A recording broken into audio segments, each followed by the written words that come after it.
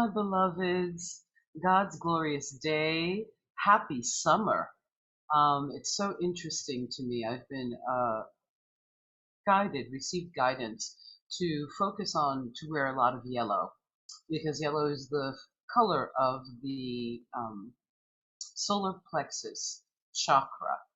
Because so many times as New Thought students, we have this amazing technology available to us, our consciousness, the kingdom of God within us. And so we receive promptings, and yet we don't act on them. We receive guidance, and we don't take action. So I've been wearing sun colors as my commitment, showing Spirit my commitment to taking action on the promptings that I receive in my life. So the focus of this talk, it's called Follow Your Inner Compass. This is what came to me in meditation.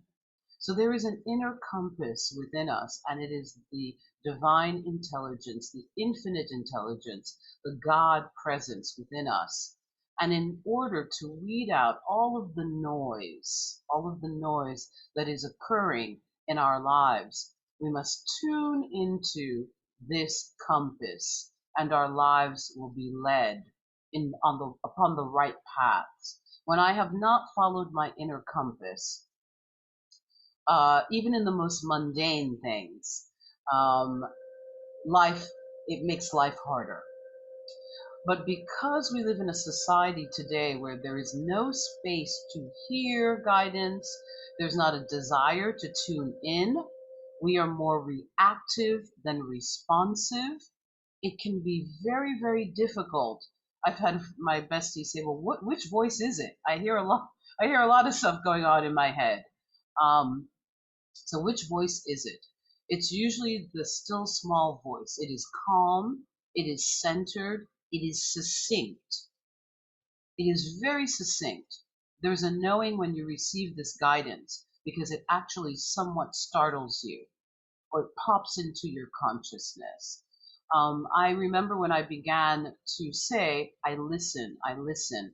I listen to my inner voice. I listen to my inner intuition. I follow my inner compass. The universe would test me. So one night, years ago, very, very cold and dark, I was coming home from my mother's. I'd stayed with her very late. I had to work the next day. It had to be about midnight. And I got to very close to my house, and something said, turn left. There was a street I'd never gone. I heard it as clear as day. Turn left. And I thought, I never go down this street. I don't know where this leads. I don't even know where it's going. Something said, turn left. I said, that's ridiculous. This will probably take me all the way out. I didn't turn left. And then as I got close to my house, there was a roadblock because there was all this construction. It was like really dark, and suddenly there was all this construction. And I said to the police officer, I'm about 2 minutes away from my house. And this is like 12:30 at night. He said, no, I'm sorry. You have to take the detour. Well, the detour led me about 20 or 25 minutes. I got lost. I didn't know where I was going. I didn't have GPS on my phone. I wasn't doing all that. So I finally found my way home. And 2 days later, I said, let me take this street. What was that street? And I should have taken it. It was a minute away from my house. It was an alternate route that led to my house within a minute. So Spirit in my meditation said to me, I will guide you in even the most mundane and ways if you would just follow me. Follow your inner compass. And I'd been saying to Spirit, I listen, and I didn't. And I also received, how am I going to bless you with success, with prosperity, with healing? How are you going to receive the bigger things you desire if you will not listen to the small promptings that I'm offering? Because they are small pop quizzes, as Reverend Carlos likes to say. You get a pop quiz from the universe to see where you are going. So, following the inner compass. The kingdom of God is within you, my beloveds. The kingdom, the Alvam, the queendom of God. The Buddha mind, the God mind, the Christ mind, the I am presence is within you. Why wouldn't we want to follow this prompting? Why wouldn't we want to follow that compass? So I want to talk a little bit about what compass spiritually signifies, or the symbolism of that. So a compass actually symbolizes luck and good fortune. The compass is seen as the device that will bring luck, goodness, prosperity, every good thing to someone who is lost by guiding them in the right direction. It motivates us, showing us the path ahead. So the direction of north symbolizes progression, advancement. It symbolizes the earth, home, security, wisdom, and winter, as well as fertility. The south symbolizes fire, energy, passion, creativity, summer, and taking action, being motivated to take action in one's life.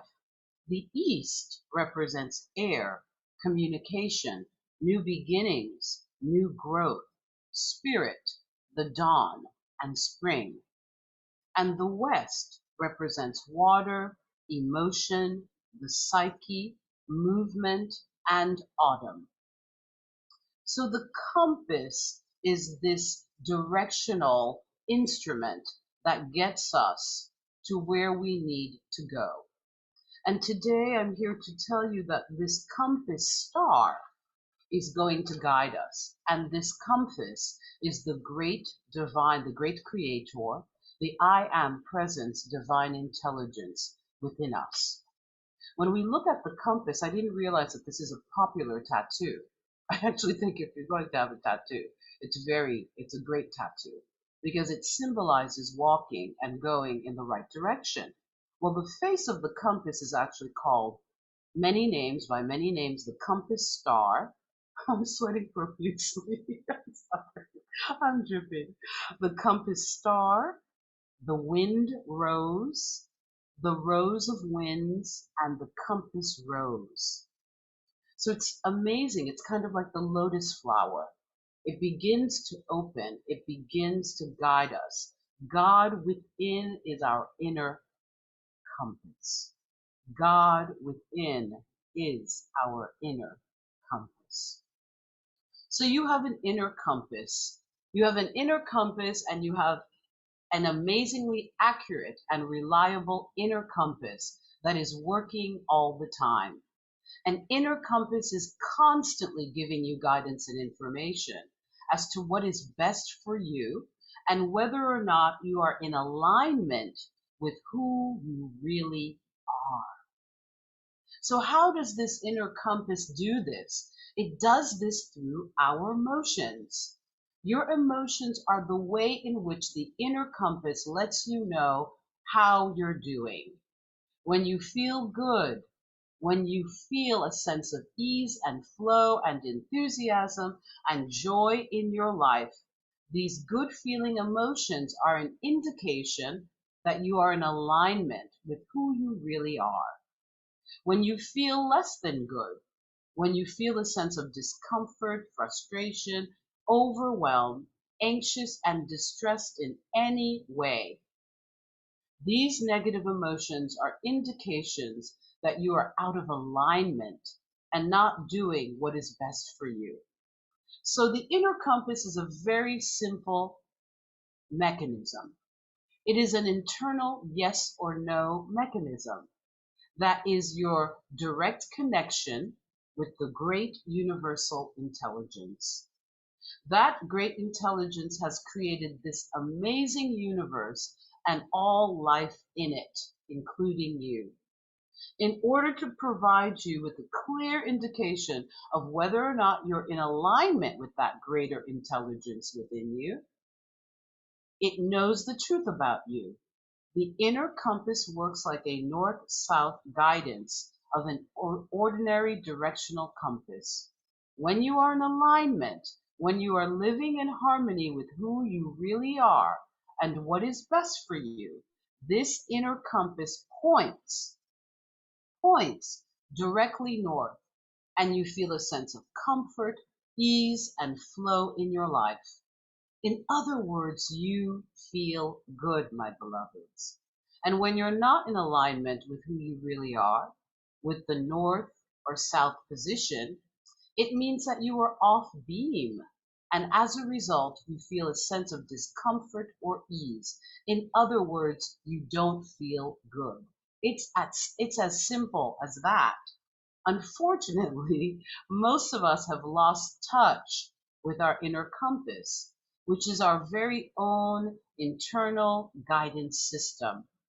As a result, we don't realize that this is what our emotions are all about. We're not taught. We're not taught that there's actually a spiritual component to our emotions. We are being guided like a ship on the sea, and we can move closer and closer to the actualization of our true selves by following this inner guidance, this compass.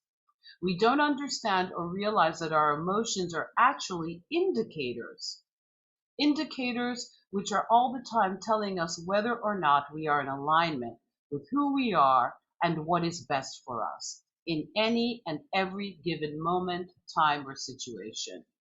As many of you know, or maybe you don't, I was gifted as a child. One of my first gifts is being able to sing and sing well.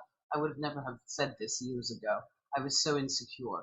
So I had a cousin. I have lots of family in Montreal. There are lots of Quebec, Canada, Haitians in Montreal, Quebec, Canada.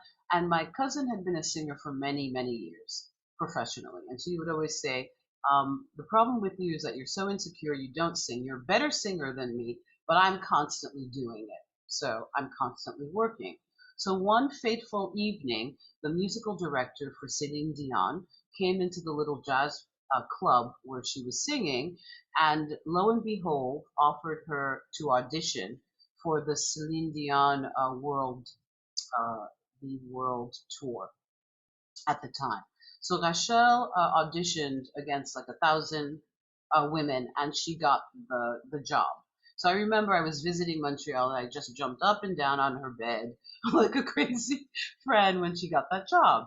Later on, a few years into the tour, I thought it was insane, but she wanted to leave the tour, and she wanted me to be her replacement. By that time, I had already met Celine Dion, who is an amazingly humble, beautiful human being. And so it was a shoe-in. But what did Martine do? So my inner compass told me I loved to sing. But as the oldest child of pretty traditional parents, my mother would always say, Black people can sing and dance. That doesn't mean that you do it as a profession. You become a doctor, a lawyer, this none of which I was. I was a creative, but so here I was denying myself. I did not. I waited a last minute before I sent my demo in. I did not practice my songs. My cousin was so disappointed in me and what I did, sabotaging myself so badly, that she didn't speak to me for 10 years. Because Celine had actually said to her, we love your cousin. She's been around us. If she sends us the demo, immediately the job is hers. So Rachel couldn't even be around me. My inner compass was telling me that my gifts were singing. I loved being in this environment, being with musicians. I felt happy when I wasn't singing. And after I did that, of course, I fell into a horrible depression. I was a total mess. I had sabotaged what could have been an amazing, easeful experience in life, because I would have never left her. She had a backup singer Aileen was her name. And Aileen would always say to me, I'm never leaving this gig. And I would say, don't ever leave it. She's like, I don't need to be a star. I'll sing back up with Celine Dion forever. So I would have done that. However, the beautiful thing is that new thought taught me that I could be reborn by the renewing of my minds, that past mistakes don't have to come into your future. But my biggest mistake was not recognizing that my emotions were directional. They were telling me what was good and made me happy. And the negative emotions were telling me you're off your path. I know it seems very, very clear and basic, but these are the types of mistakes that we can make in our lives. We encounter a friend and we always feel bad when we leave them and we stay their friend. We're working at a job where we start having panic attacks and we stay at the job instead of recognizing that our emotions are giving us direction and that our compass, our inner compass, is attempting to guide us. So the heart of the matter is that your emotions matter. How you feel matters. Everyone knows when something feels good or bad. Everyone knows the difference between feeling angry and feeling love, between feeling depressed and feeling joyful. But what most of us don't understand or realize is that these emotions are important indicators because they are giving us vital information about what is going on in our lives. So when you stop and notice what's going on inside of you, you will see that you are probably experiencing a range of emotions depending on the situation you're in, whether it's going on in your family, whether it's going on in the world. And one of the reasons that I felt very guided to talk about this follow your inner compass is that we are living at a time where we are being inundated with information and what I call noise. People's opinions, how to live life, good, bad, and neutral. Take these supplements, do this exercise, do keto, do become a vegan, or join the alt right. We're getting all sorts of information. There is no space. I mean, what allowed Beethoven, who's one of my favorite composers, or Mozart, was to be creative channels for the Most High or any of the geniuses of all humanity. There was a space for contemplation. There was a space to hear the still small voice within. And now there's less so. So at a time like this on the planet, my beloveds, it's so important to up the ante on our practices. We cannot be in this world without the shielding of a meditation practice, of a prayer practice. When I fall off, if I have not meditated within 3 days, I was visiting with Ted and we were talking about it. It's like the world gets in, the fears of the world, the anxiety of the world, the gloom and doom of the world tends to seep in, and I'm no longer rooted in the power and presence of God. And I'm no longer connected to my inner compass, to my inner compass. So with all of the news around Brittany Renner, I don't know if that's her correct name, the young woman who's been imprisoned in Russia, I was visiting with a friend. I have a friend who's a triple threat dancer, singer, actress. And when she was at Harvard, finishing up her master's in theater arts, she spent 3 months in Russia. I think this was about 15 years ago, and she had learned a little bit of Russian. She's a beautiful, slim, dreadlocked woman. So wherever she went in Moscow, people would either grab her locks or try to talk to her or take pictures of her because it was unusual to see a black person in Moscow. So she said that she was hanging out with a group of friends, and one evening they were at a cafe, and her three male friends, black male friends, who were also actors and in the program at Harvard, decided to go out to a nightclub. And she said she had a very, very strong feeling not to go. She wanted to go, but she heard a voice that was like, "Don't go." She was like, "Okay." She's a 20 something at that time. "Don't go." She heard it a few times. She said, "I didn't go." Well, lo and behold, that evening, her friends went to a nightclub. They were having, they spoke very little Russian. They were at a nightclub dancing and having fun, and her one friend was dancing with a Russian girl, and suddenly he noticed a red light on her forehead, a laser light on her forehead.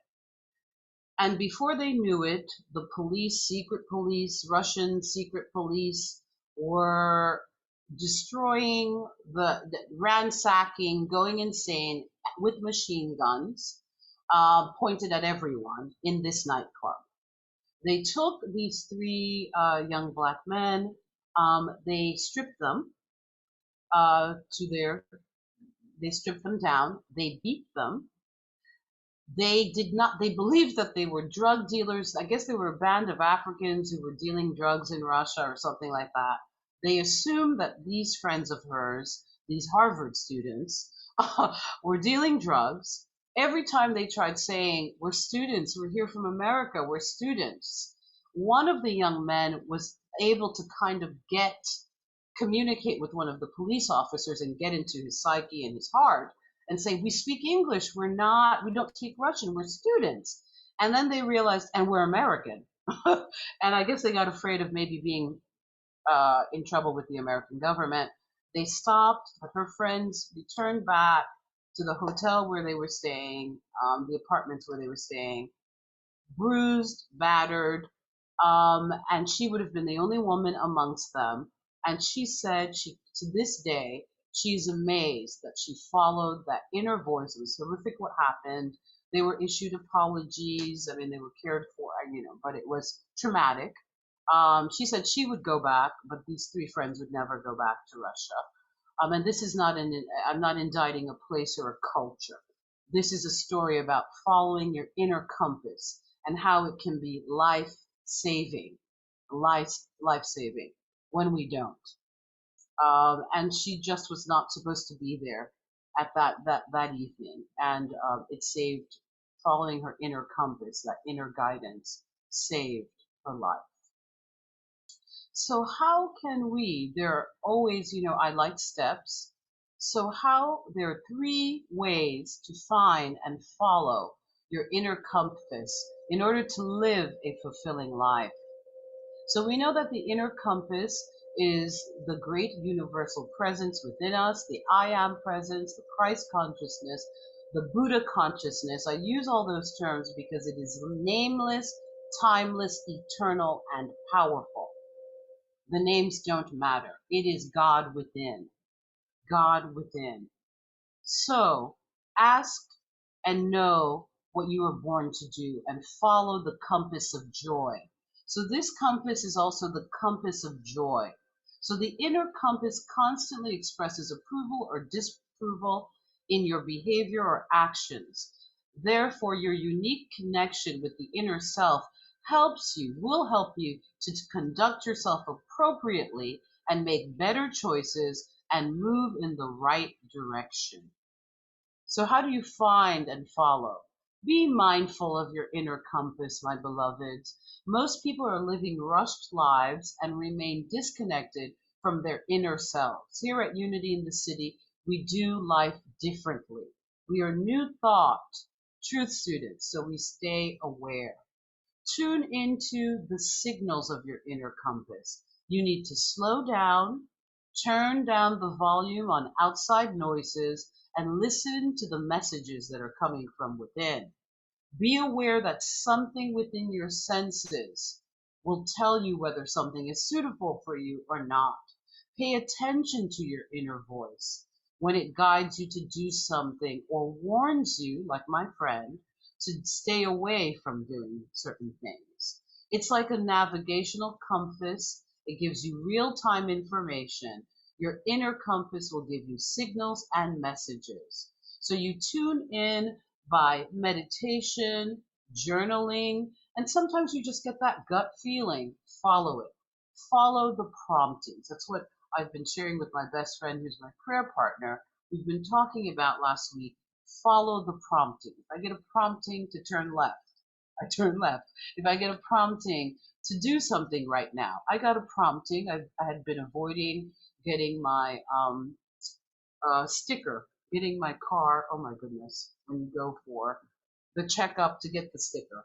I can't remember right now in the sermon. And I've been avoiding it because there's always a long line and all of that. And yesterday I was prompted, go now. I went, I was the next person. I didn't even have to work to wait, and it was done. That was the inner compass guiding me in the most mundane way, but it will guide us regardless. Practice self-awareness. Oh goodness. So few of us are self-aware. Let's continue to be the self-aware group on the planet. So have an honest look at yourself and self-reflect about what is going on. Self-reflection allows you to objectively examine yourself, your thoughts, your feelings and emotions. You will review your actions neutrally, without opinion or judgment. So you want to make regular time for self-reflection to gain self-awareness. And you're not sitting in judgment, my beloveds. You're looking at yourself neutrally. This is not beat down time. This is neutrality in order to grow as a spiritual being. So you're digging deep and you're deciding to know yourself thoroughly. It's a lifelong journey. Decide that it will be exciting and you will gain from your self-awareness. So the third component of following your inner compass is that you must listen to your own truth. It is said that your life is the outcome of your choices. Each day we come across numerous options and alternatives that we can choose from. From many of these choices, they're often motivated by other people's views, ideas, opinions, and expectations. Our dependence on social media to hear what the experts have to say or to listen to this influencer can get in the way of listening to your own truth. So it's easy to get swayed in what's in or what's trending, or what other people are chasing or their opinions. So it's very, very important. No wonder so many people are going down the wrong path. No wonder so many people feel lost. We do not have to be lost. And as truth students at Unity in the City, we choose to be in alignment with the I Am presence and to follow the inner compass, which is God within. So open your mind to know and listen to your truth and be honest with yourself. Other people may not like or welcome your authentic self, but you have to remain true to yourself. Once you gather courage to face your truth, it will be in sync with your life, with your inner self, and you will never get off track because you have followed your inner compass. So instead of living your life led by the winds and the opinions of the world, be in the world but not of the world. Let's follow our inner compass, the God within, Christ within, the Buddha mind within, the great intelligence. And we will be led, guided, guarded, prospered, healed, and every good thing shall come into our lives. And so it is.